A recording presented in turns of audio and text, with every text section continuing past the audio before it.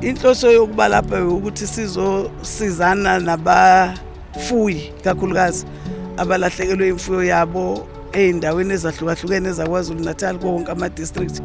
Kodwa sithenge nje kuphela okwamanje amabhele a-1300 ukukhombisa ukuthi umnyango uyahlangabezana noma uyazwelana nabalimi. Ngeke sibathengele bonke noma ngeke sikwazi ukukhava okulahlekile, kodwa sifisa ukuthi wonke umlimi kube khona akwenzayo ngalesikhashana.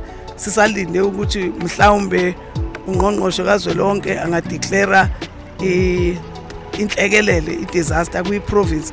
Ngokwenze njalo sobe sesikwazi-ke ukusiza wonke umuntu okhona kwi-province, kodwa kwamanje nje i-district ne-district kuzoba khona ezokuthola.